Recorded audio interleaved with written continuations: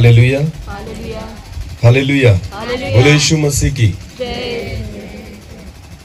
देवाला धन्यवाद देतो या समयाबद्दल की ह्या आनंदाच्या प्रसंगी परमेश्वराने आपल्या सर्वांना एकत्र केलं. कपिला जिचं उद्या लग्न होणार आहे आणि या विवाह प्रसंगी उपकार स्तुती सभा जी त्यांच्या परिवाराने ठेवली आणि विश्वास ठेवू की या रात्रीच्या समयाला परमेश्वर कपिला सोबत तसंच तिच्या परिवारासोबत तसंच जेवढी देवाची मंडळी या ठिकाणी बसलेली आहे आपल्या प्रत्येकासोबत परमेश्वर बोलेल. आमेन. आणि ह्याच विश्वासाने आपण या ठिकाणी बसू की आज परमेश्वर आमच्याशी बोलेल. तर आपण सर्वजण आपले डोळे झाकू, एक छोटीशी प्रार्थना करून वचनाकडे जाऊ. सर्व शक्तिमान आमच्या जिवंत देवा, आकाश आणि पृथ्वीच्या उत्पन्न करता प्रभू, तुला धन्यवाद देतो, स्तुती करतो, कारण तू महान, अद्भुत आणि पराक्रमी आहे. माझ्या देवा, आज एक आनंदाचा प्रसंग परमेश्वर पिता ज्या परिवारामध्ये तू दिला परमेश्वरा, मी तुझे आभार मानतो. आणि आज या परिवाराने तुला प्रथम स्थान दिलेलं आहे परमेश्वरा. काना गावाप्रमाणे त्यांनी तुला आमंत्रित केलेलं आहे प्रभू, आणि म्हणून परमेश्वरा त्या लग्नाप्रमाणेच ह्या लग्नाला देखील तू आशीर्वादित कर. आणि पिता, हा समय की आम्ही तुझ्याकडून ऐकावं दे बापा, तुझी इच्छा आम्ही जाणून घ्यावी, तुझी वाणी आम्ही समजून घ्यावी. आणि म्हणून परमेश्वर पिता या प्रसंगी विशेष कपिला सोबत आणि इथं उपस्थित प्रत्येक आम्हा सर्वांसोबत तू बोल. तुझं वचन आम्हा प्रत्येकाच्या आत्मिक जीवनासाठी, हो परमेश्वर, वैवाहिक जीवनासाठी आशीर्वादाचं कारण व्हावं असं होते परमेश्वर पिता. तू बोल, आम्ही ऐकत आहोत. केवळ आवाज माझा असावा, शब्द तुझे असावे. मी घटावं, तू वाढावा, तुलाच महिमा मिळावी आणि ख्रिस्ता मी तुलाच उंच करावं असं होऊ दे. सर्व आदर, मान, महिमा, गौरव, सन्मान तुझा आहे, मी तुलाच देतो. प्रार्थना येशू प्रभू तुझ्या पवित्र आणि गोड नावाने मागितली, आमेन. हालेलुया. देवाच्या वचनामध्ये लग्न जे आहे किंवा परमेश्वराने पहिला पुरुष जो निर्माण केला आणि जे पहिलं लग्न परमेश्वराने लावलं, तर त्या लग्न लावण्याचा जो उद्देश होता परमेश्वराचा किंवा हवेला निर्माण करण्याचा जो उद्देश होता परमेश्वराचा, त्या लग्नाचा उद्देश आज आपण समजून घेणार आहोत की परमेश्वराचा उद्देश नेमका काय होता. का देवाने लग्न ही संस्था सुरू केली, का परमेश्वराने लग्न हा प्रसंग आशीर्वादित केला, का देवाची इच्छा आहे की मनुष्याने लग्न करावं किंवा पती आणि पत्नी किंवा स्त्री आणि पुरुष यांनी एकत्र येऊन राहावं, ही देवाची योजना का होती. देवाच्या वचनाप्रमाणे आपण बघू. एक वचन आपण वाचून घेऊ. उत्पत्तीचं पुस्तक याचा 2रा अध्याय. अनेकदा आपण हे वचन वाचतो, ऐकतो, पत्रिकांवर पण लिहिलेलं असतं, पण परत एकदा बघू आपण परमेश्वर याच्यातून आपल्याला काय शिकवेल. उत्पत्तीचं पुस्तक याचा 2रा अध्याय. उत्पत्तीचं पुस्तक 2रा अध्याय वचन 18 आपण वाचून घेऊ. आणि मी विनंती करेल की प्रत्येकाने वचनाकडे लक्ष द्या. येणारे जाणारे, उठणारे बसणारे, या सगळ्या गोष्टी विसरून जा, परमेश्वराकडे बघा. आमेन. माणसं आपण बघितली आहेत पण देवाला बघितलेलं नाही, म्हणून माणसं परत दिसतील पण देव परत दिसणार नाही, म्हणून वचनातूनच देव दिसतो. आमेन. हा, एकदा परमेश्वर फिरून गेला आणि तुम्ही त्या मूर्ख कुमारांप्रमाणे आपली मन तेल घ्यायला गेली होती, सापडला का प्रभू त्यांना? नाही. म्हणून शहाण्या कुमारांप्रमाणे तेल सोबतच ठेवा. हालेलुया. आणि वचनाकडे लक्ष द्या की जेणेकरून देवाकडे लक्ष राहील. हालेलुया. येणारे जाणारे येतील आणि जातील, ते उद्या पण दिसतील तुम्हाला, नंतर त्यांचा फोटो नंतर काढून घरी बघत बसा, पण आता देवाचं वचन ऐका, कारण हे परत ऐकायला भेटणार नाही. उत्पत्तीचं पुस्तक 2रा अध्याय वचन 18 वाचू बरं आपण मराठीत. मग परमेश्वर देव बोलला, मनुष्य एकटा असावा हे बरे नाही. हालेलुया. पहिलं लग्न परमेश्वराने जे लावलं किंवा परमेश्वराने जी हवा निर्माण केली, त्याच्या मागचं सगळ्यात महत्वाचं कारण हे होतं त्या लग्नाचं की परमेश्वर देवाने आदामाला ज्यावेळेस पाहिलं तर आदाम देवाला कसा दिसला? एकटा. बोला, कसा दिसला? हा. आदाम त्याला आशीर्वादित दिसला नाही, आदाम त्याला खुश दिसला नाही, आदाम त्याला आनंदी दिसला नाही. भले आदामाकडे सगळं काही होतं. आदाम कुठं राहत होता त्यावेळेस? एदेन बागेत. बोलत राहा. कुठं राहत होता? एदेन बागेत. एदेन बागेमध्ये आजार होता का? बरं, एदेन बागेमध्ये कष्ट करावे लागत होते का? एदेन बागेमध्ये घाम निघत होता का? नाही. एदेन बागेमध्ये कोणता त्रास, समस्या, अडचणी, संकट, दुःख, निराशा, मरण होतं का? नाही. सगळ्या गोष्टी भरपूरीने एदेन बागेमध्ये होत्या, तरी सुद्धा देवाला आदाम कसा दिसत होता? एकटा. बोला, कसा दिसत होता? पशु होते, पक्षी होते, प्राणी होते, सगळ्या गोष्टी होत्या, झाडं झुडपं होते, फळ झाडं होते, फुलांची झाडं होते, सगळ्या गोष्टी होत्या, तरी देव जेव्हा आदामाकडे बघतो त्यावेळेस देवाला आदाम कसा दिसत होता? एकटा. आदामाचं एकटेपण दूर करण्यासाठी देवाने कोणाला निर्माण केलं? हवेला. म्हणजे पहिलं लग्न लावण्याचा जो उद्देश देवाचा होता तो काय होता? मनुष्याचं काय दूर व्हावं?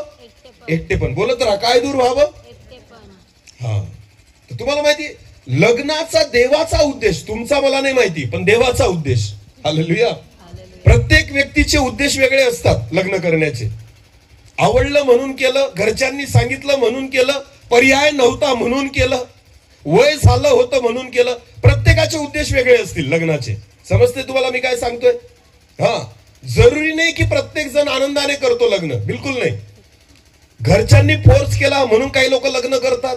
एखादी मुलगी आवडली म्हणून काही लोक लग्न करतात.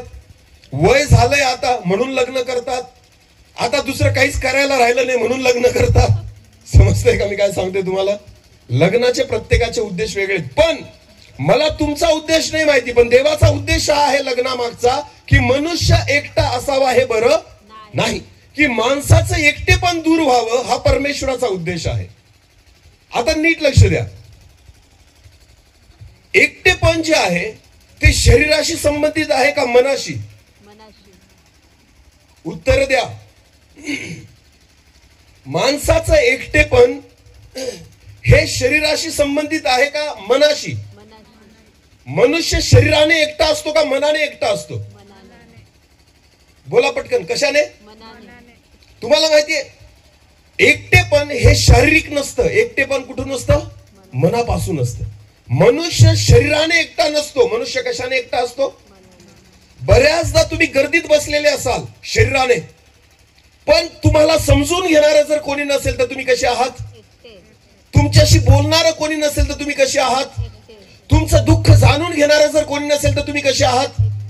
गर्दीत आपण बसतो याचा अर्थ आपण एकटे नाही असं होऊ शकत नाही. हालेलुया. आता मला एक सांगा, समजा मुंबईला गेले तुम्ही. कुठे गेले? मुंबईला. रेल्वे स्टेशनवर खूप गर्दी असते मुंबईला, लोकलमध्ये. मुंबईला तुम्ही एकटे पहिल्यांदाच गेले आणि लोकलमध्ये त्या ठिकाणी रेल्वे स्टेशनवर जाऊन उभे राहिले. हजारोंची पब्लिक असते तिथं. हालेलुया. पण त्या हजारोंच्या पब्लिक मध्ये जेव्हा तुम्ही पहिल्यांदा मुंबईला जाऊन त्या रेल्वे स्टेशनवर उभे राहतात, तुम्हाला काय वाटतं? मी कसा आहे? कसा आहे? एकटा. पब्लिक हजारोनी आहे. हालेलुया. अनेक लोक आजूबाजूला दिसत आहेत, एकमेकांना धडशा मारतायत, एकमेकांसोबत आहेत, पण तरी सुद्धा आपल्याला काय वाटतं? मी कसा आहे? एकटा. याला म्हणता एकटेपण. हालेलुया. एकटेपण शारीरिक नसतं. एकटेपण कुठून असतं? मनापासून. हालेलुया. एकटेपणाची भावना ही शरीराची नसते. एकटेपणाची भावना ही मनाची असते. तुम्हाला माहितीये लग्न हे शरीराशी संबंधित नाही, लग्न हे मनाशी संबंधित आहे. हालेलुया.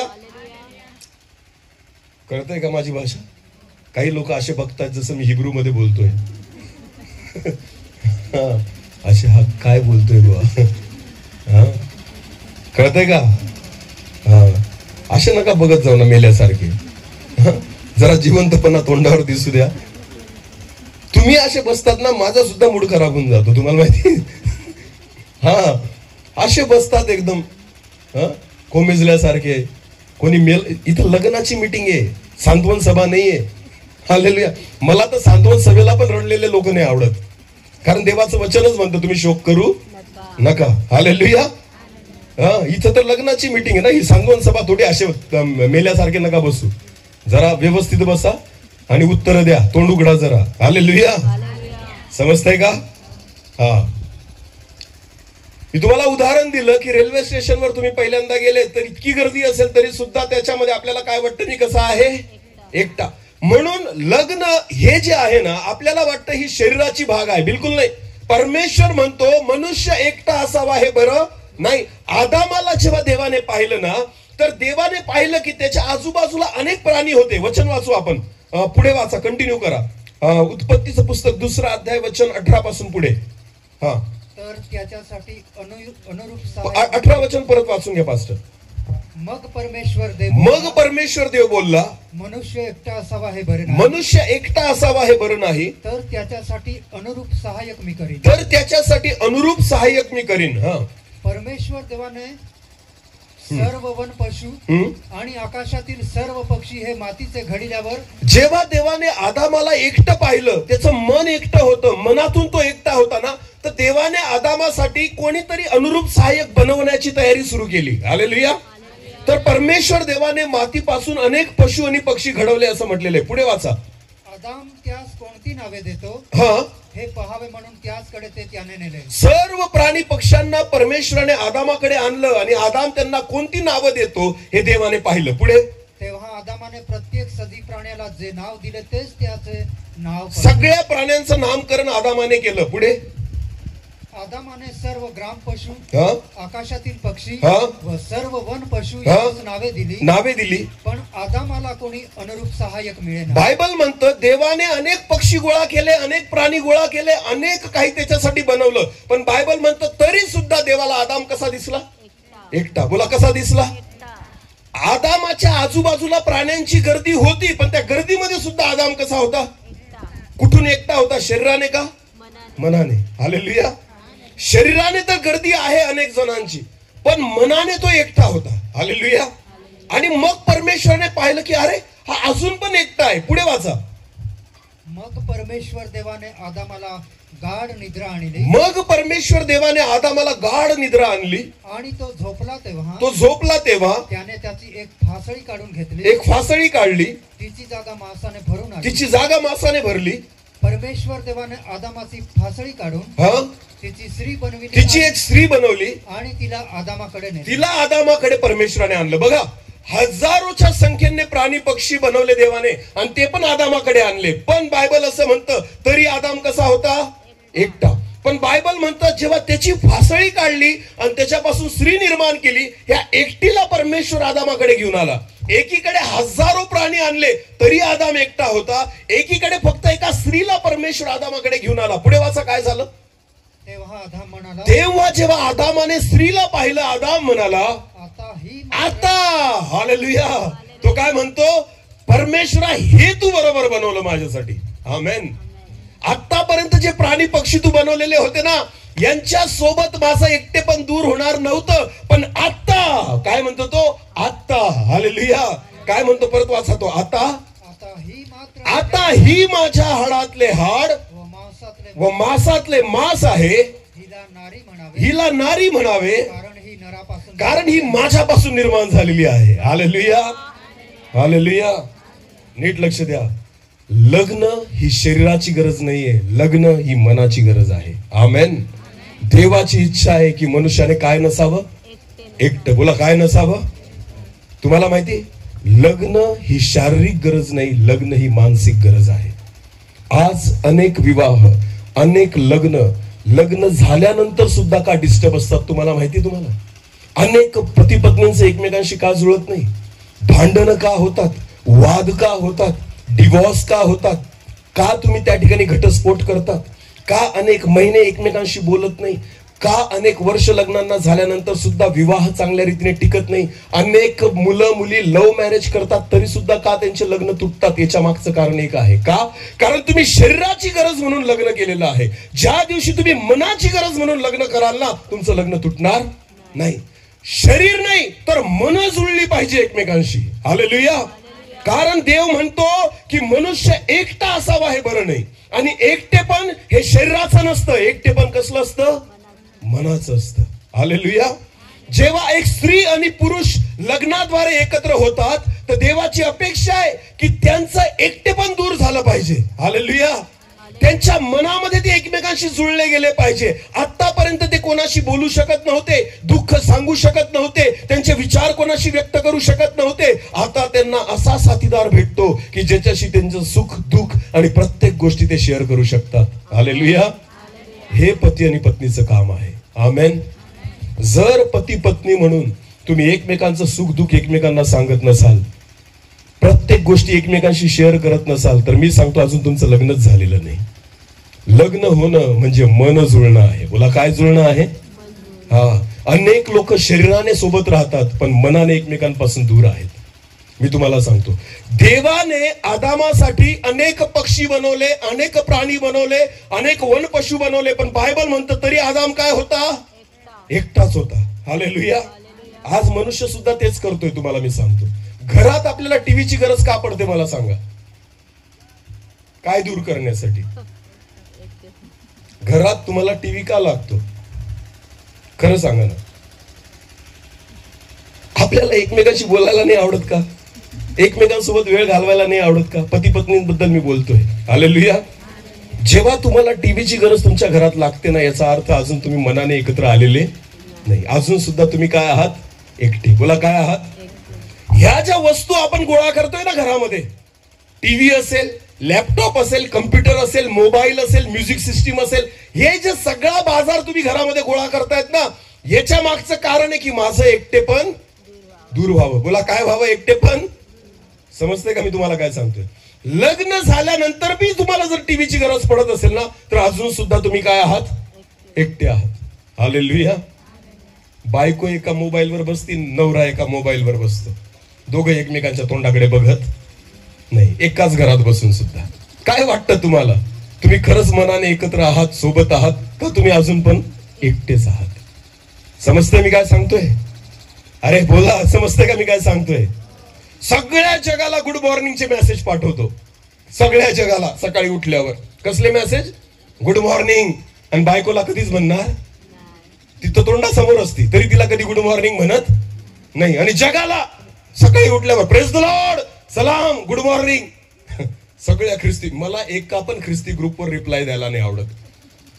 हा, एकदम पानसटपणा असतो, मी तुम्हाला सांगतो. हा, हे असे लबाड लोक असतात ना, जे घरातल्यांना कधीच गुड मॉर्निंग बोलत नाही आणि जगाला गुड मॉर्निंग करतात. हालेलुया. मला अजिबात नाही आवडत गुड मॉर्निंग आणि गुड नाईटचे मेसेज टाकायला. पहिले घरातल्या लोकांना गुड मॉर्निंग म्हणायला शिका, मग बाहेरच्यांना करा. हालेलुया.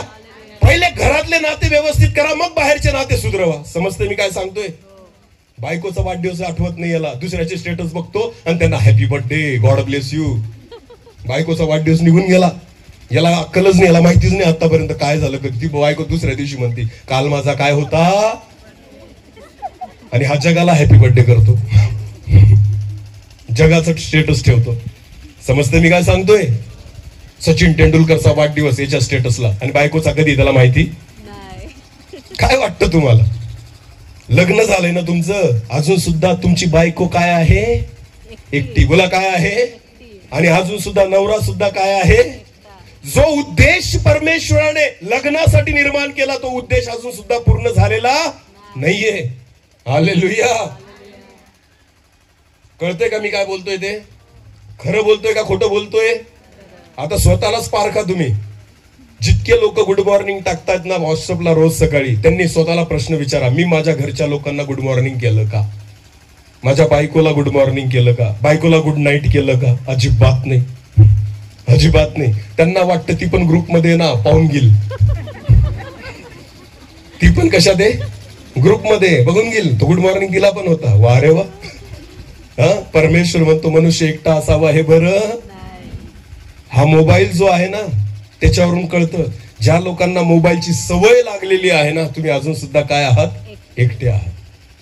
कारण अजून तुम्हाला तुमच्या बायकोची सवय लागलेली नाही. बायको सोबत राहणं तुम्हाला आवडत नाही, तिच्यासोबत गप्पा करणं तुम्हाला आवडत नाही. लग्नाच्या अगोदर 2-2 तास, 4-4 तास फोन, तरुण मुलांचे मुलींचे लग्नाच्या अगोदर. आणि लग्न झालं तर एकमेकांचं तोंड सुद्धा बघत नाही. नवापूरच्या बाजारात गेला लग्नानंतर, बायको फोन करते, का हो कुठे? आलो थोड्या वेळ, ठेव फोन. आणि पहिले तर बापरे, रात्री 2 वाजता फोन कर, लगेच असा उठून बसेल घुबडासारखा. रात्रभर तसाच जागा राहील. तुझा फोन जोपर्यंत बॅटरी डाऊन होत नाही तोपर्यंत याचा फोन संपत नाही. आणि एकदा लग्न होऊ द्या, बघा यांचं प्रेम किती तास जमतं ते, किती तास चालतं ते. अरे बोलणं संपून गेलेलं आहे पती पत्नींचं. मी तुम्हाला सांगतो, कपिला, उद्या तुझं लग्न आहे बेटा, लक्षात घे. यांनी ज्या चुका केल्या त्या तू करू नये म्हणून परमेश्वर तुझ्याशी बोलतोय. हालेलुया. समजतंय का मी काय सांगतोय ते? हा, बरेचसे लोक लबाड आहेत जे बसलेले तिथं. जगाला गुड मॉर्निंग, जगाला गुड नाईट, जगाला हॅपी बर्थडे, आणि घरात पालत्या घड्यावर पाणी. हालेलुया. काय वाटतं तुम्हाला, या लबाड्या कशाला करतात? लोकांना दाखवतात आम्ही तुमच्यावर किती प्रेम करतो. अरे घरच्या लोकांवर पहिले प्रेम करणं शिका. तुम्हाला माहिती, पत्नी एकटीच आहे घरात अजून सुद्धा. ज्याच्यासाठी लग्न केलं ना, परमेश्वराची इच्छा होती मनुष्य एकटा असावा हे बरं. हवा एकटी होती म्हणून सैतानाला जागा भेटली. हवेला आदामाने एकटं सोडलं म्हणून सैतान तिथं तिच्याशी बोलण्यासाठी गेला. नीट लक्ष द्या. आज सुद्धा परिवारामध्ये सैतान त्याच वेळेस शिरतो ज्यावेळेस पत्नी एकटी असेल किंवा पती एकटा असेल. दोघांची जबाबदारी आहे की तुम्ही एकमेकांना एकटं सोडू नका. कारण परमेश्वराने तुम्हाला सोबत राहण्यासाठी निवडलेलं आहे, एकटं राहण्यासाठी नाही. हालेलुया. नवरा चालला एकटा फिरायला कुठं, मनालीला, आणि बायको घरीच आहे. बायको घरीच आहे, नवरा चालला मी चाललो मनालीला. वा रे वा, तू कशाला येतो रे मनालीला? बायकोला कशाला घरी ठेवून आला? देव म्हणतो मनुष्य एकटा असावा हे बरं नाही. हालेलुया. फिरायचं असेल ना सोबत फिरा. आमेन. उद्या लग्न आहे ना कपिलाचं. उद्या देवाचे दास जे इथं लग्न लावतील ते या ठिकाणी शपथ देतील, सुखात व रोगात व आरोग्यात, श्रीमंतीत व मरणाने आपला वियोग होईल तोपर्यंत मी तुझा आणि तू माझी पत्नी म्हणून राहील. हालेलुया. सुखात दुखात रोगात आरोग्यात श्रीमंतीत दारिद्र्यात. बरोबर आहे ना? मग एकटे एकटे कसे फिरायला जातात तुम्ही? हा, एकटे एकटे कसं त्या ठिकाणी जातात मीटिंगला? जायचं तर कसं जा, नाही तर जाऊ नका. हालेलुया. जायचंय तर सोबत जा. एकच चाक घेऊन काही मोटरसायकल चालवता येते का? नाही. एक चाक पंक्चर असेल तर मोटरसायकल जाईल का? नाही. जर दोन चाक देवाने दिलेली आहेत ना तर दोघं व्यवस्थित सोबत चालली पाहिजे. कोणालाच दोघांपैकी एकटं सोडायचं नाही, हे वचन आहे. आमेन. हे लग्नाचा उद्देश आहे, हा तुमच्या जीवनामध्ये पूर्ण झाला पाहिजे. हालेलुया. पती पत्नीला परमेश्वराने एकटं राहण्यासाठी नाही, पती पत्नीला परमेश्वराने सोबत राहण्यासाठी निर्माण केलेला आहे. आमेन. शरीराने नाही, बोला कशाने? मनाने. हालेलुया. ज्या वेळेस तुम्ही एक बायबल मध्ये एक सुंदर उदाहरण आहे, वाचू आपण. योबाचं पुस्तक काढा. योबाचं पुस्तक याचा 2रा अध्याय. योग याचा 2रा अध्याय आणि 7 वचनापासून पुढे वाचा. योग 2:7 पासून पुढे. नीट लक्ष द्या बहिणींनो, कांदू नाही का? हा. मग सैतान परमेश्वरासमोरून गेला. मग सैतान परमेश्वरासमोरून गेला आणि त्याने इयोबास मोठमोठ्या गळवानी नखशिखांत. इयोबाला फोड झाले अंगावर, त्याला गळवांनी सैतानाने नखशिखांत पिडलं असं म्हटलेलं आहे. पुढे इयोबाने आपले अंग खाजविण्यासाठी एक खापरी घेतली. त्याने एक खापरी घेतली आणि त्या खापरीने तो स्वतःचा अंग खाजवत होता. इतका त्रास, इतकी पीडा इयोबाच्या जीवनामध्ये होती. पुढे आणि तो जाऊन राखेत जाऊन बसला. बघा, एक श्रीमंत माणूस जो चांगल्या पलंगावर झोपणारा होता, चांगल्या महलात राहणारा होता, चांगले कपडे घालणारा होता. बायबल असं म्हणतं, कपडे काढले, तो राखेत बसला, खापरी घेऊन स्वतःचं अंग खाजवते, कारण सैतानाने त्याला पिडलं. कोणी पिडलं? सैतान त्याची परीक्षा पाहत होता. ह्या सर्व परिस्थितीत योग त्रासामध्ये आहे. पुढे वाचा, काय झालं? तेव्हा त्याची स्त्री त्याला म्हणाली. तेव्हा इयोबाची बायको, कोण? इयोबाची स्त्री, इयोबाची बायको त्याला म्हणाली, तुम्ही अजून सत्व धरून राहिला आहात का? अरे तू अजून पण सत्व धरून राहिला आहे का? देवाचे नाव सोडून द्या. देवाचं नाव सोडून दे आणि मरून जा. समजते तुम्हाला? काय वाटतं तुम्हाला? ही इयोबाची बायको जी आहे, जी तिच्या नवऱ्याला म्हणती की तू आजारी पडलाय, तुझा वास यायला लागलाय, तू मरशील, आता तू देवाचं नाव सोड आणि एकदाच काय कर, मर. ह्या अशा ज्या बायका असतात ना, तुम्हाला माहितीये अजून सुद्धा त्यांना लग्नाचा अर्थ कळलेला नाही. सुखात व दुखात, रोगात व आरोग्यात, श्रीमंतीत व दारिद्र्यात, मरणाने आपला वियोग होईल तोपर्यंत, मरेपर्यंत तुम्हाला एकमेकांशी एकनिष्ठ राहणं आहे, एकमेकांचं ओझं वाहणं आहे, एकमेकांचं. तिला जर त्रास झाला तर तो मला व्हायला पाहिजे, ती जर दुःखात असेल तर मला व्हायला पाहिजे, तुमचा नवरा जर त्रासामध्ये असेल तर तुम्हाला त्या ठिकाणी त्रास व्हायला पाहिजे. याला म्हणतात एक देह होणं. हालेलुया. शरीराने सोबत राहणं याला एक देह म्हणत नाही. ज्या वेळेस तुम्हाला एकमेकांच्या गरजा कळायला लागतात, एकमेकांचा त्रास समजायला लागतो, एकमेकांचं दुःख कळायला लागतं, एकमेकांचं सुख, एकमेकांचं दुःख, या प्रत्येक गोष्टी जेव्हा तुम्हाला जाणीव व्हायला लागते ना, त्याला लग्न म्हटलं जातं. हालेलुया. आज अनेक परिवार असे आहेत की ज्यांना एकमेकांचा त्रास कळत नाही, एकमेकांचं दुःख कळत नाही. याचा अर्थ माहिती काय? अजून सुद्धा तुम्ही कसे आहात? एकटे. बोला कसे आहात? एकटे. म्हणून तुम्ही तुमचा त्रास इयोब स्वतः भोगत होता. त्याची बायको त्याच्यामध्ये त्याला मदत करत नाहीये. जर इयोबाची बायको त्याच्या सोबत असती ना तर ती काय म्हटली असती? विश्वास ठेवा, देव काहीच देणार नाही. आमेन, हालेलुया. म्हणून प्रियांनो लक्षात घ्या, जेव्हा सैतानाने इयोबाची परीक्षा पाहिली ना, त्याचे चाकर मेले, त्याचे गुरढोरं मेले, त्याच्या मेंढ्या मेल्या, त्याच्याकडे बैल होते ते मेले, गाढवं मेले. इयोबाचे 7 मुलं आणि 3 मुली होत्या, त्या एका दिवसात मरून गेल्या. फक्त कोण जिवंत राहिली? इयोबाची बायको. कोण जिवंत राहिली? इयोबाची. काय वाटतं तुम्हाला, इयोबाची बायको का जिवंत राहिली? खूप धार्मिक असेल का ती? अरे बोला, तिच्या या वाक्यावरून तर कळून जातं ती धार्मिक नाहीये. कारण ती काय म्हणती? मर एकदाच. आणि कोणाचं नाव सोडून दे? देवाचं. तिच्या ह्या स्टेटमेंट वरून, तिच्या ह्या वाक्यावरून काय कळतं की इयोबाची बायको देवाचं भय धरायची का? नाही, बिलकुल नाही. म्हणून सैतानाने तिला जिवंत ठेवलं. कारण सैतानाला माहिती होतं ही मेली तर आपला फायदा होणार नाही, हिला जिवंत ठेवा म्हणजे ही आपला फायदा करेल.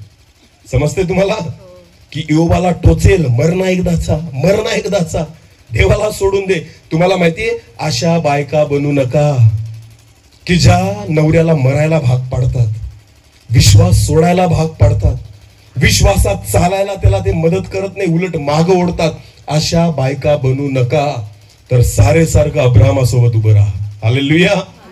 तू सांगशील तिथं मी जाईल. देवाने तुला सांगितलं उठ, मी सांगतो त्या देशामध्ये जा, तुझ्याद्वारे मी मोठं राष्ट्र निर्माण करेल. अब्राहमाने राहतं घर सोडलं आणि तंबूमध्ये जाऊन राहिला. सारेने विश्वास ठेवला की माझ्या नवऱ्याशी देव बोललेला आहे ना, तर मी पण त्याच्यासोबत कुठे जाऊन राहील? तंबूमध्ये. घर सोडून कुठे जाऊन राहिली ती त्याच्यासोबत? अशा स्त्रिया व्हा. आमेन. ज्या हर परिस्थितीमध्ये आपल्या पतीशी एकनिष्ठ राहतील. आमेन. दोघांची जबाबदारी आहे की एकमेकांना एकटं सोडायचं नाही.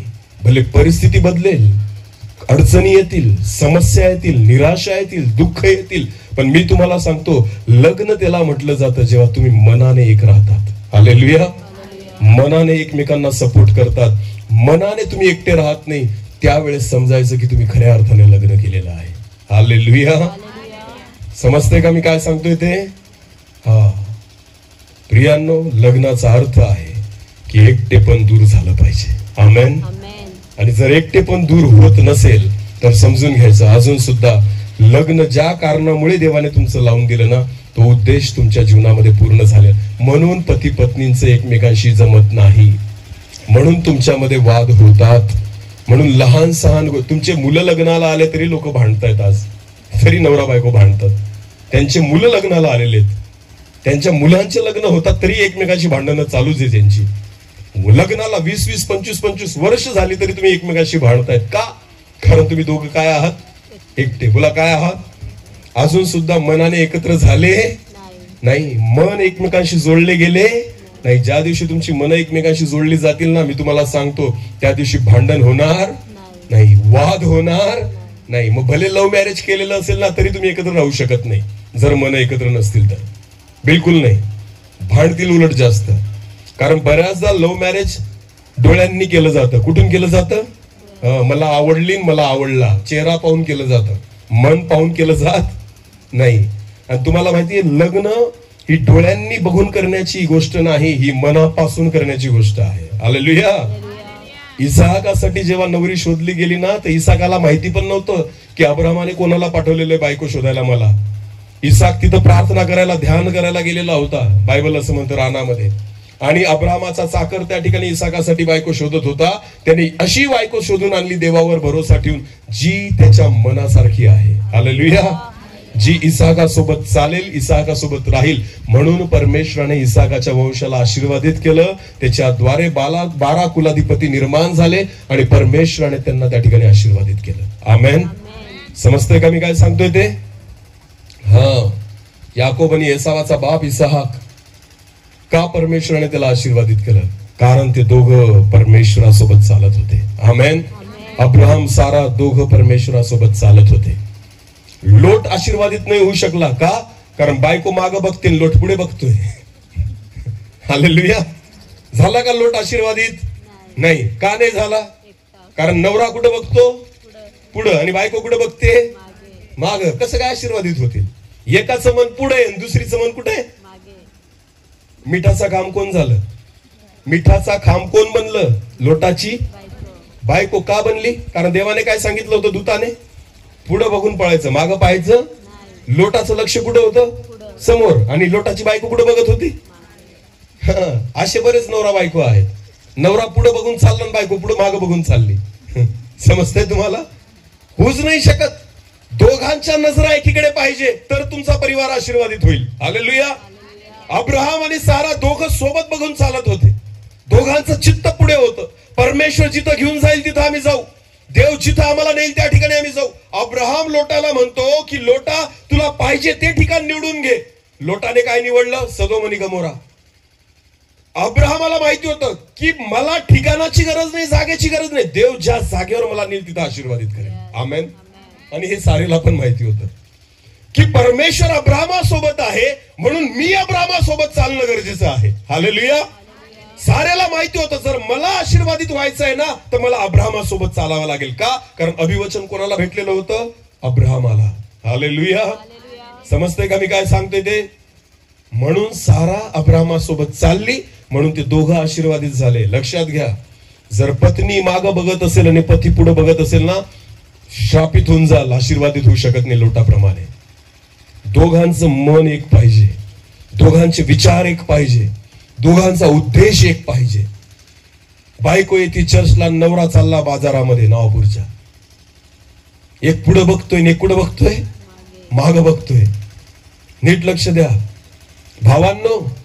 बऱ्याच चर्चेस मध्ये, बऱ्याचशा मंडळांमध्ये भावांचं प्रमाण फार कमी असतं. सगळी जागा बहिणींनी ऑक्युपाय केलेली असते, सगळी जागा बहिणींनी त्या ठिकाणी व्यापलेली असते. आणि भाऊ जे असतात ना ते थोडेसे बसलेले असतात कोपऱ्यात कुठेतरी. स्वर्गात पण असेच कोपऱ्यात पडून राहाल थोडेसे, बाकी सगळे इथंच राहतील आणि नंतर नरकात जातील. नीट लक्ष द्या. जर बाया 100 आहेत ना चर्च मध्ये तर किती पुरुष दिसले पाहिजे? लग्न झालेल्या स्त्रिया जर 100 असतील तर किती पुरुष दिसले पाहिजे? असं दिसतं का? असं अशी खूप क्वचित मंडळी असेल एखादी, मला तर अजून दिसली नाही. मी अनेक मंडळांमध्ये फिरलो पण मला अजून अशी मंडळी दिसली नाहीये. मग याचा अर्थ काय होतो की बहीण जी आहे ना ती पुढे बघून चाललेली आहे आणि हा पुढे बघतोय माग. लक्षात घ्या, जो माग बघेल तो खांब होईल. हालेलुया. असं नाही म्हटलं होतं की स्त्रीलाच नाही सांगितलं होतं तू खांब होशील असं. जो माग बघेल तो खांब होईल. हालेलुया. जर तुम्ही मागं बघाल तर तुम्ही मिठाचा खांब व्हाल. लक्षात घ्या, तुम्हाला ते भेटणार नाही, तुम्ही तुमचं तारण करू शकणार नाही. तुम्हा दोघांना परमेश्वरासोबत चालावं लागेल तर तुम्ही आशीर्वादित व्हाल, अन्यथा तुमचा परिवार आशीर्वादित होऊ शकत नाही. नीट लक्ष द्या. जर पत्नी विश्वासात नसेल, पती विश्वासात असेल तरी तो परिवार आशीर्वादित नाही होऊ शकत. आणि जर पत्नी विश्वासात असेल, पती नसेल, तुम्हाला माहिती दोघं पाहिजे, दोघांपैकी एक पण नसेल ना तर पूर्ण आशीर्वाद देव देऊ शकत नाही. देवाची योजना तुमच्या जीवनात पूर्ण होऊ शकत नाही. का? कारण देवाने तुम्हाला एकत्र केलेलं आहे. हालेलुया. समजतंय का मी काय म्हणतोय ते? देवाने तुम्हाला एकत्र केलेलं आहे. प्रियांनो, एकटे राहू नका, सोबत राहा, एका मनाने चाला, एका विचाराने चाला. ह्याच साठी देवाने तुमचं लग्न लावून दिलेलं आहे. आमेन. कपिला, उद्या ज्या व्यक्तीसोबत तिचं लग्न होणार आहे तर तिचं एकटेपण आणि त्याचं एकटेपण. मुलाचं नाव काय? अनिल.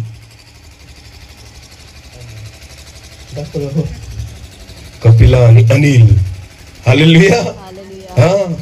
कपिला पण एकटी राहायला नको उद्यापासून आणि अनिल सुद्धा एकटा राहायला नको. आता मला एक सांगा, अनिलने एकटं राहू नये म्हणून जबाबदारी कोणाची राहील? बोला, कोणाची राहील? कपिलाची.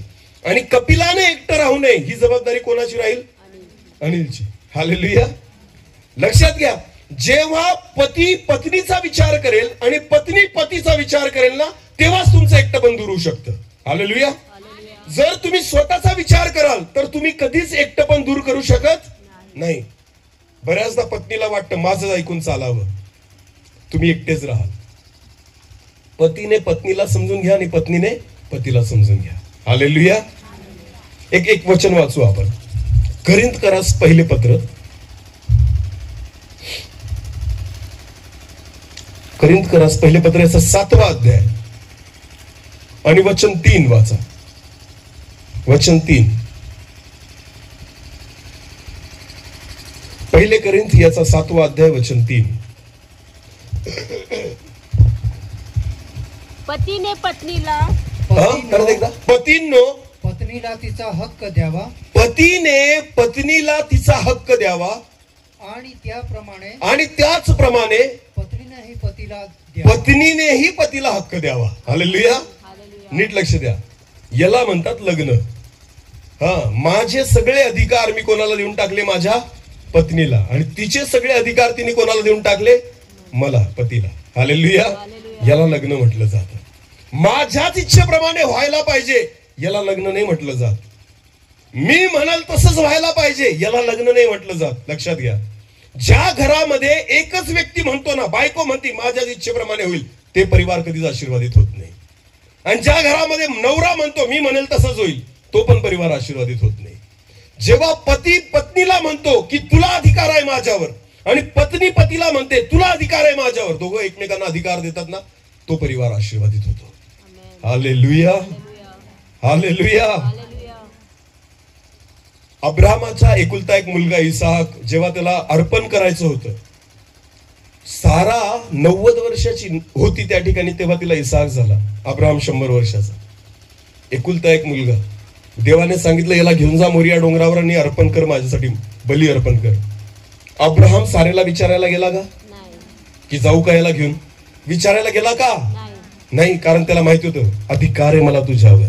हालेलुया. तुझे निर्णयांवर सुद्धा मला अधिकार आहे. सारेबद्दल त्याला विश्वास होता, त्याला अधिकार होता त्या गोष्टींचा, म्हणून त्याने निर्णय घेतला मी जाईल घेऊन. हालेलुया. समजते का मी काय सांगतोय ते? परमेश्वर तेव्हाच तुम्हाला आशीर्वादित करेल जेव्हा तुम्ही दोघं एकमेकांना अधिकार द्याल, विश्वास ठेवाल, दोघं एकमेकांना मन द्याल. आमेन. तुमचा भरोसा जेव्हा एकमेकांवर असेल. हालेलुया. इतके वर्ष झाले लग्न करून अजून सुद्धा एकमेकांवर भरोसा बसलेला नाही, याचा अर्थ काय माहितीये? तुम्ही एकटे आहात. अजून सुद्धा एकमेकांची मन जुळली गेलेली नाही. देवाची इच्छा आहे की मनुष्य एकटा असावा, हे बरं नाही. हालेलुया. आजचं वचन फक्त कपिलासाठी नाहीये. आजचं वचन प्रत्येक वैवाहिक जीवनासाठी, प्रत्येक जोडप्यांसाठी, ज्यांचं लग्न झालेलं आहे आणि कदाचित ज्यांचं होणार आहे त्यांच्यासाठी, सगळ्यांसाठी देवाचं वचन आहे.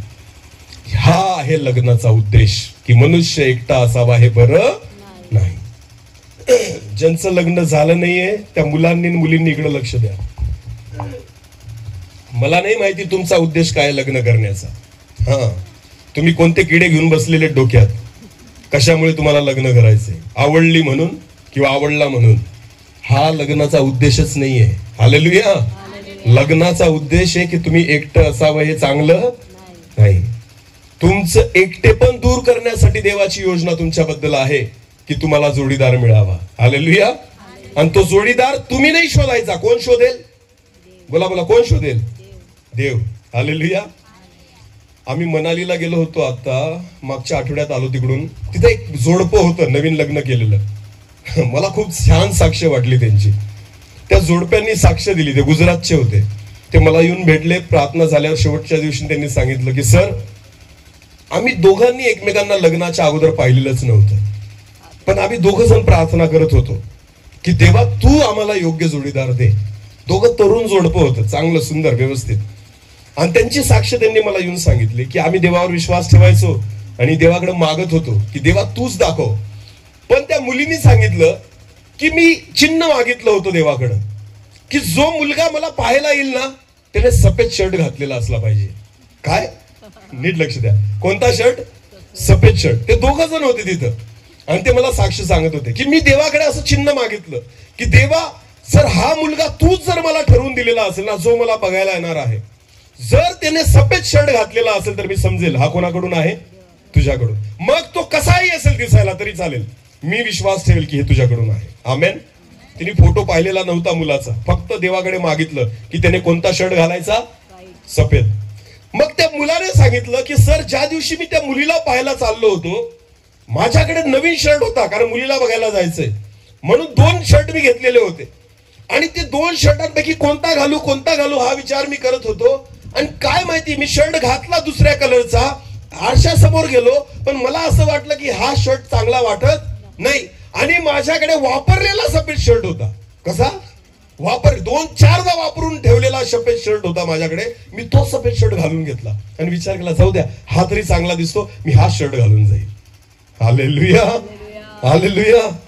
नवीन शर्ट त्याने दोन्ही बाजूला ठेवले आणि सफेद शर्ट त्याने घातला आणि मुलगी बघायला गेला. आणि त्या मुलीने जेव्हा पाहिलं, तिने चेहरा नाही पाहिला, काय पाहिला? याला म्हणतात देवाची योजना. आमेन. आपण थोबाड पाहतो. काय पाहतो? मराठीत त्याला म्हणतात थोबाड, तोंड पाहून. देवाची योजना तोंड पाहून राहत नाही. हालेलुया. दाविदाला अभिषेक करायला शमूएल गेला तर तो तोंड पाहत होता, हा असेल असं. अजिबात नाही. शमूएलाला सांगितलं, मनुष्य अबाह्य रूप पाहतो, परमेश्वर अंतःकरण तोलून पाहणारा परमेश्वर आहे. आमेन, हालेलुया.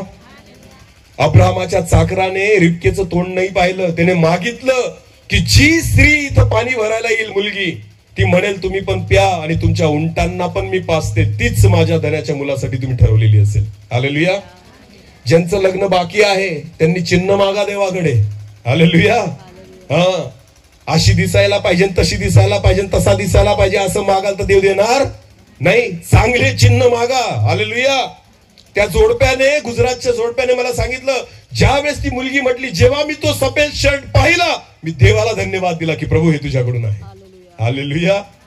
1 वर्ष झाला त्यांचं लग्न होऊन. ते मला भेटले ना, तेवढ्याच आनंदात होते जसं काही कालच लग्न करून आलेले आहेत. समजते तुम्हाला? असं वाटत होतं दोघांना बघून, यांचं लग्न कालच झालेलं. याला म्हणतात लग्न आणि याला म्हणतात वैवाहिक जीवन. इथं तर लग्न झाल्यावर 1 महिन्यानंतर यांचे तोंड बघा. लग्नाच्या दिवशी इतकं आनंदात, इतका खुश, ते फोटो बघायचे, त्याच्यात आपल्याला वाटतं की काय खुशी होती यांची, काय आनंद होता लग्नाचा. आणि 1 महिन्यानंतर यांना जाऊन भेटा. नवरा कुठे आहे मला काय माहिती, तुझी बायको कुठे आहे मला काय माहिती, मी कधी ठेका घेतलाय का? अरे हे काय उत्तर तुमचे? लग्नात तर पार तुम्ही फोटो काढत होते, हसून हसून एकमेकांना घात सारत होते. आता एकमेकांना भांडे मारून फेकतायत तुम्ही 1 महिन्यामध्ये. काय झालं तुमच्या लग्नाचं? कारण माहिती तुम्हाला, तुम्ही तोंड पाहून लग्न केली. हालेलुया. काय पाहून लग्न केली? देवाकडून नाही मागितलं, परमेश्वराच्या योजनेसाठी तुम्ही थांबले नाही. लक्षात घ्या, लग्न शरीरासाठी नाहीये, लग्न मनासाठी आहे. आमेन. मनुष्य एकटा असावा हे बरं नाही. ते एकटे पण दूर करण्यासाठी परमेश्वराने लग्न लावलं आदामाचं. आणि तेच लग्न परमेश्वर ज्यांचं बाकी ना त्यांचं पण लावू इच्छितो. ज्यांचं झालंय त्यांचं परत होणार.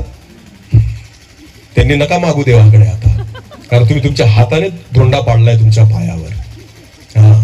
आता जे आहे तेच जुळवा. हालेलुया. समजतंय का तुम्हाला? ज्यांचं एकमेकाशी जुळत नाही, जमत नाही. अनेक लोक म्हणतात पास्टरांकडे जाऊन, पास्टर माझ्या बायकोशी माझं जुळत नाही, मला तिच्याशी डिवोर्स करायचा आहे, मला फारकती द्यायची. कशाला फारकती द्यायची? वचन काय दिलं होतं स्टेजवर? सुखात दुःखात रोगात व आरोग्यात श्रीमंतीत व दारिद्र्यात मरणाने आपला वियोग होईल. मर मग, मेल्याशिवाय सुटका नाही. तुला सुट्टीच नाही मेल्याशिवाय. फारकती बायबल मध्ये नाहीये. नीट लक्ष द्या. बायबल मध्ये एकच कारण आहे ज्याच्याने एक व्यक्ती डिवोर्स देऊ शकतो, फारकती देऊ शकतो, ते म्हणजे व्यभिचार. काय आहे? जर पत्नीने व्यभिचार केला किंवा पतीने व्यभिचार केला, ह्या एका कारणाशिवाय तुम्ही नवरा बायको एकमेकांना सोडू शकत, एकमेकांचे डोके फोडले ना तरी सोडू शकत नाही. लक्षात घ्या. राहावंच लागेल, कारण तुम्हीच केलंय, तुम्ही भोगा आता आयुष्यभर, नाही तर सुधरा. 2च गोष्टी, 2च ऑप्शन आहे तुमच्याकडे, दुसरं ऑप्शन नाही. जर बायकोने व्यभिचार केला नसेल आणि जर बायकोला सोडलं ना, तर बायबल असं म्हणतं दुसरं लग्न जर तुम्ही केलं तर तुम्ही परत व्यभिचार केला असं होतंय. व्यभिचाराच्या कारणाशिवाय तुम्ही तुमच्या पत्नीला किंवा पतीला टाकू शकत नाही. कोणतंच कारण नाही चालणार. नाही जमत, ती तिखटच बनवते, तिला स्वयंपाकच जमत नाही आणि तिला मुलबाळ होत नाही, हे पहिले ठरवायचं होतं, नंतर नाही. आता तुला चान्स नाहीये. हालेलुया. आता जे आहे ते भोग. प्रार्थना कर, एकमेकांचे मन जोडा, देवाजवळ या, आपले नाते सुधरवा. ज्या उद्देशाने देवाने तुम्हाला एकत्र केलेले तो उद्देश साध्य करा. हालेलुया. समजते का मी काय सांगतोय ते? म्हणून देवाचं वचन म्हणतं, जे देवाने जोडलं ते मनुष्याने तोडू नाही. कोणालाच अधिकार नाही तोडण्याचा, अजिबात नाही. जे देवाने जोडलेलं आहे ना ते परमेश्वर म्हणतो कोणीच तोडायचं नाही. सुधरवा आपले नाते. तुम्ही एकटे का आहात? कारण तुम्ही नवरा बायकोने एकमेकांना वेळ देण्याच्या ऐवजी तुम्ही दुसऱ्या गोष्टींना वेळ देत आहेत. टीव्ही समोर, मोबाईल समोर, जगातल्या गोष्टींसमोर, पैसे कमवण्यासाठी जिथं जिथं तुम्ही तुमचा वेळ घालवतायत ना त्याच्यामुळे तुम्ही एकटे पडलेले आहात. तुमचा पहिला वेळ तुमच्या पत्नीसोबत आणि तुमच्या पतीसोबत असला पाहिजे. Hallelujah, hallelujah. फेसबुकवर जगाशी मैत्री करू नका, पहिले नवऱ्याशी मैत्री करा. समजते मी काय सांगतोय? फेसबुकवर अख्ख्या जगाशी मैत्री करण्यापेक्षा घरात जो तुमचा खरा मित्र आहे ना नवरा, आणि तुमची खरी मैत्रीण आहे ना तुमची बायको, तिच्याशी मैत्री करा. फेसबुकची गरज नाही त्याच्यासाठी. फक्त रोज एका ताटात बसून खा, सोबत एकमेकांचं दुःख वाटा, गुड मॉर्निंग गुड नाईट तिला बोला, जगाला नका बोलू. चांगले सगळ्यांना गुड नाईट आणि गुड मॉर्निंग करायला. बायकोचा वाढदिवस आठवण ठेवा पहिल्यांदा. सगळ्या जगाचे वाढदिवस आठवतात, याला त्याला त्यांनी रिक्वेस्ट पाठवतायत, याला त्याला शुभेच्छा पाठवतायत. God bless you. घरी सगळं कोरडं आहे. यांना काहीच माहिती नाही बायकोचा वाढदिवस कधी आहे. चालले जगाला हॅपी बर्थडे करायला आणि दुसऱ्यांचे केक कापायला. घरी कापा पहिल्यांदा. नाही पटत मला काय जातंय? पटो न पटो जे आहे ते आहे. हालेलुया. जे आहे ते आहे. तुम्हाला माहितीये आपले नाते यासाठी आशीर्वादित नाही कारण ते वचनाप्रमाणे नाही आहेत. आमेन. ज्या उद्देशाने देवाने लग्न लावलं आदाम आणि हवेचं, तो उद्देश तुमच्या जीवनात जेव्हा पूर्ण होईल तुमचा परिवार आशीर्वादित झाल्याशिवाय राहणार नाही. हालेलुया. मी प्रभूला धन्यवाद देतो कपिलाबद्दल की उद्या अनिल सोबत जे तिचं लग्न होणार आहे, मी विश्वास ठेवतो की केवळ शरीराने नाही ते मनाने एक होते. हालेलुया. कारण त्यासाठी परमेश्वराने त्यांना नेमलेलं आहे की मनुष्य एकटा असावा हे बरं नाही. ना कपिला मनाने एकटी पाहिजे ना तो मनाने एकटा पाहिजे. दोघं एकमेकांचं सुख दुःख समजून घेतील. विश्वास ठेवा त्यावेळेस तो परिवार, ते वैवाहिक जीवन आशीर्वादित झाल्याशिवाय राहणार नाही. परमेश्वर या वचनाद्वारे आपल्या सर्वांना आशीर्वादित करू. आपण सर्वजण आपले डोळे झाकू. यावेळेस आपण प्रार्थनेमध्ये जाऊ. आपले नेत्र आपण बंद करू आणि आपण प्रार्थनेत जाऊ. धन्यवाद पिता प्रभूजी, तुझ्या वचनाप्रमाणे परमेश्वरा ज्या उद्देशाने तू आदाम आणि हवेला एकत्र केलं, तो उद्देश हा नव्हता की त्यांनी शारीरिक रीतीने जवळ यावं. तो उद्देश हा होता की त्यांनी त्यांच्या मनाने जवळ यावं की जेणेकरून त्यांचं एकटेपण दूर व्हावं. कारण एकटेपण हे शरीराची गरज नाही, एकटेपण ही मनाची गरज आहे. आणि म्हणून परमेश्वर पिता प्रत्येक विवाहाला आणि प्रत्येक वैवाहिक जीवनाला तू आज एकत्र कर दे बाबा. ते मनाने एकमेकांच्या जवळ यावं असं होऊ दे परमेश्वर पिता. प्रत्येक तुटलेलं नातं जोडलं जावं असं होऊ दे प्रभूजी. ज्यांचं एकमेकांशी जमत नाहीये, पटत नाहीये, त्यांनी परत एकदा एकमेकांना समजून घ्यावं, एकमेकांशी मन जुळावी असं होऊ दे. कपिलासाठी आणि अनिलसाठी प्रार्थना करतो. या उभयतांना ज्यावेळेस ते उद्या लग्नाच्या नात्यामध्ये बांधले जातील, शारीरिक रीतीने नाही पण ते प्रभू मानसिक आणि आत्मिक रीतीने एकमेकांशी बांधले जातील असं होऊ दे. ते दोघं एकटे राहणार नाही तर ते तुझ्यासोबत राहतील, एकमेकांसोबत राहतील असं होऊ दे. जे वचन आज तू पेरलंय प्रभू ते अनेक पटीने फलदायी कर. एक छोटस कोरस घेऊ आणि आपण प्रार्थना करू. धन्यवाद, धन्यवाद. प्रभूकडे आज मागा प्रियांनो की परमेश्वराने आपल्या जीवनामध्ये काम करावं, आपल्या परिवारामध्ये परमेश्वराने काहीतरी काम करावं. असे संबंध जे तुटलेले ते प्रभूने जोडावे. आज त्या देवाची करुणा मागा. जी अशांतता आज तुमच्या परिवारामध्ये आहे, आज अनेक नाते तुटण्याच्या मार्गावर आलेले आहेत, फारकतीच्या मार्गावर आलेले आहेत. आज आत्मपरीक्षण करा. इथं चूक समोरच्याची नाही, चूक आपली आहे. पतीने पत्नीसाठी आणि पत्नीने पतीसाठी जगायचं आहे, एक स्वतःसाठी नाही. आपण एकमेकांसाठी जगायचं, एकमेकांवर प्रेम करायचं. आणि म्हणून प्रियांनो देवाच्या वचनाप्रमाणे स्वतःचं आत्मपरीक्षण करा. प्रभू आपल्यामध्ये आहे, देवाची उपस्थिती आज आपल्यामध्ये आहे. तो आपल्या जीवनामध्ये कार्य करेल. धन्यवाद प्रभूजी. हालेलुया. तुझी स्तुती असो.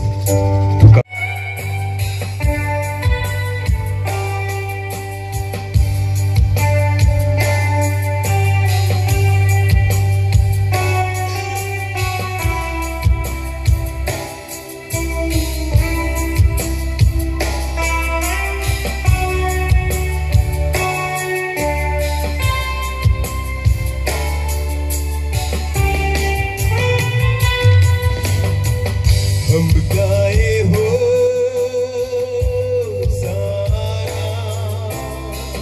तू राजाओं हे राजा, तेरी महिमा होवे सदा। तू है प्रभु हमारा खुदा। हम गाए हो सारा तू राजाओं का हे राजा, तेरी महिमा होवे सदा। तू है प्रभु हमारा खुदा। यीशु मसीह तेरे जैसा कोई नहीं। तेरे चरणों में झुके आसमान और महिमा गाए ज़मीन।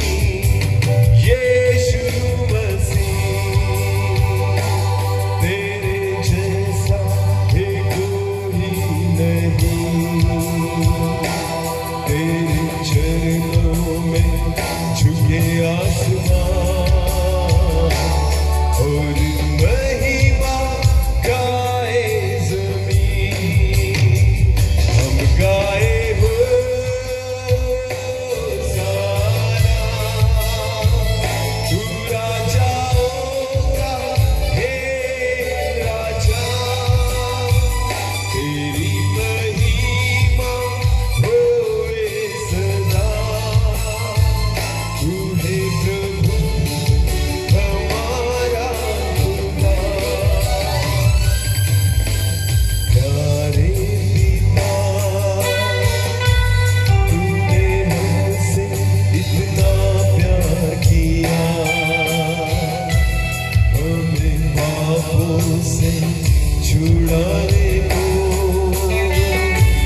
अपने बेटे को कुर्बान किया। प्यारे पिता, तूने हमसे इतना प्यार किया। हमें पापों से छुड़ाने को अपने बेटे को कुर्बान किया। हम गाए हो सारा तू राजाओं का हे राजा, तेरी महिमा होवे सदा। तू है प्रभु हमारा खुदा। हम गाए हो सारा तू राजाओं का हे राजा, तेरी महिमा होवे सदा। तू है प्रभु हमारा खुदा। तू है प्रभु हमारा खुदा। तू है प्रभु हमारा खुदा। धन्यवाद प्रभू। माझ्या देवा, तू आमचा परमेश्वर आहे, ज्याने सुरुवातीचा पहिला विवाह आदाम आणि हव्वेचाने केला परमेश्वरा, की मनुष्य एकटा असावा हे बरं नाही, त्यांचं एकटेपण दूर करण्यासाठी तू त्यांना एकत्र केलं।